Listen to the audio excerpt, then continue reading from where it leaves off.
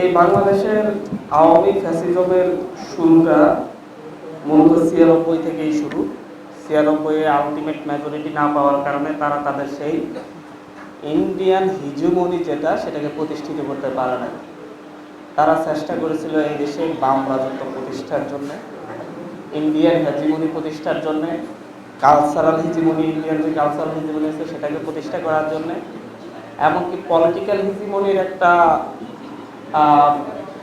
এই অঞ্চলের জন্য পলিটিক্যাল হিজিমনি, ইন্ডিয়ান পলিটিক্যাল হিজিমনির একটা টেন্ডার নিয়ে, লাইসেন্স নিয়ে শেখ হাসিনাকে এই দেশে পাঠানো হয়েছিল। ১৯৮১ সালে যখন শেখ হাসিনা এই দেশে প্রত্যাবর্তন করে, তার হাত ধরেই যাতে করে বাংলাদেশে ইন্ডিয়া তার প্রভাব বিস্তার করতে পারে, ভারত বিরোধী যে মনোভাব সেটাকে দমন করতে পারে এবং ভারতের যে আগ্রাসন সেটাকে যেন লিগ্যালাইজ করতে পারে, সেটাকে যেন সমর্থন দিতে পারে, সেই উদ্দেশ্য করে হাসিনাকে বাংলাদেশে পাঠানো হয়। হাসিনার সেই বাংলাদেশে আসার পর থেকে তার যেই পলিটিক্যাল ইস্টাবলিশমেন্টের যে চেষ্টা, কালচারাল ইস্টাবলিশমেন্টের যে চেষ্টা, আওয়ামী লীগ নামে একটা ধর্মের মধ্য দিয়ে ৯১-তে ব্যর্থ হলেও ৯৬-তে তারা ক্ষমতায় এসে প্রাথমিকভাবে তারা ধর্ম বিদেশি, মানে ইসলাম বিদ্বেষী একটা জনগোষ্ঠী তৈরি করার জন্য তারা উঠে পড়ে লাগে। সেই ৯৬-তে কুকুরের মাথায় টুপি দিয়ে ধর্মীয় উস্কানি দেওয়া, বিভিন্ন দাঙ্গা লাগানোর চেষ্টা করা, এগুলো আওয়ামী লীগের সময় হয়ে গেছে। ২০০১-এ বাংলাদেশের মানুষের ঐক্যবদ্ধ প্রচেষ্টায় যখন তারা ব্যর্থ হয়,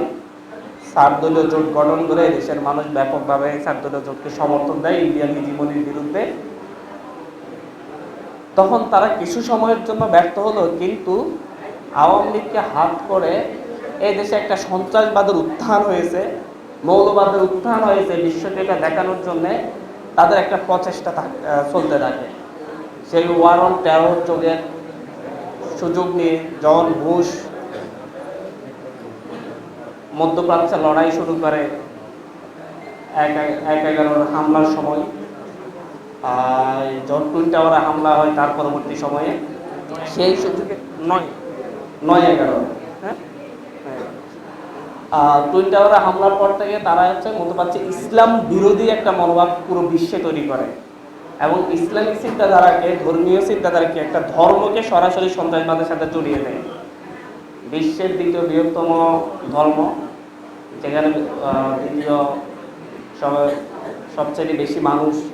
যেই ধর্মকে গ্রহণ করেছে, যে ধর্ম অনুযায়ী চলে, সেই ধর্মকে তারা সন্ত্রাসী ধর্ম হিসাবে চিহ্নিত করার প্রচেষ্টা চালিয়ে দেয়। এবং সেই সুযোগ নিয়ে ভারত সহ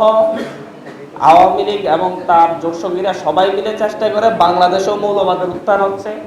সন্ত্রাসের উত্থান হচ্ছে, জঙ্গিবাদের উত্থান হচ্ছে, এই দেশটা জঙ্গিবাদে ছেড়ে যাচ্ছে, এই দেশটা আফগান হয়ে যাচ্ছে, এই দেশটা ইরাক হয়ে যাচ্ছে, এইভাবে লিবিয়া হয়ে যাচ্ছে। এইভাবে তারা একটা বয়ান তৈরি করার চেষ্টা করে। এই বয়ানে যেভাবে ভূমিকা রাখে, একেবারে ধরেন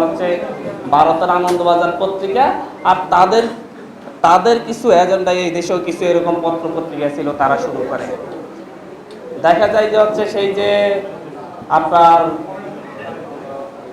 ১ থেকে ৬ সালে যতগুলা জঙ্গি হামলা হয়েছে, সবগুলা জঙ্গি হামলার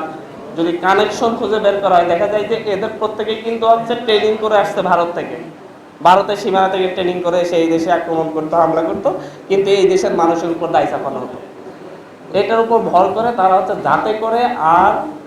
ইন্ডিয়ান হেজিমনি বিরোধী কেউ যেন আর ক্ষমতায় আসতে না পারে, প্রো বাংলাদেশি কেউ যেন ক্ষমতায় আসতে না পারে, তার জন্য বাংলাদেশে ১/১১ ঘটানো হয়। এবং এটা একটা সুপরিকল্পিতভাবে ১/১১-র মধ্য দিয়ে ২০০৮ সালে আওয়ামী লীগকে বাংলাদেশের মেরুদণ্ড ভেঙে দেওয়ার জন্য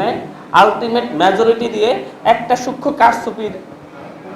মধ্য দিয়ে তাদেরকে আলটিমেট মেজরিটি দেওয়া হয় এবং তারা ক্ষমতায় এসেই বাংলাদেশের দেশপ্রেমিক সেনা অফিসার যারা আছে, যারা এই দেশের জন্য লড়াই করেছে, যারা জঙ্গিবাদ দমনে সবচাইতে সম্মুখ সারি থেকে ভূমিকা রেখেছে, সে মেজর শাকিল, উনি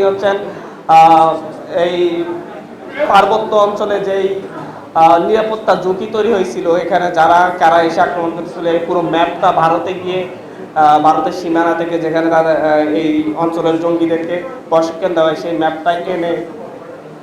তৈরি করে এনেছিল, ওনাকে টার্গেট করা হয়। এবং ৫৭ জন অফিসার যারা জঙ্গিবাদ দমনে এবং সন্ত্রাস দমনে ভারতীয় আগ্রাসন দমনে খুব সম্মুখ সারি থেকে ভূমিকা রেখে তাদের সবাইকে হত্যা করা হয় ক্ষমতায় আসার মাত্র কয়েক মাসের মধ্যে। এই যে বাংলাদেশের শুরু, পতনের শুরু বাংলাদেশ পন্থী রাজনীতি, সেটা 2024 পর্যন্ত এসে ঠেকে।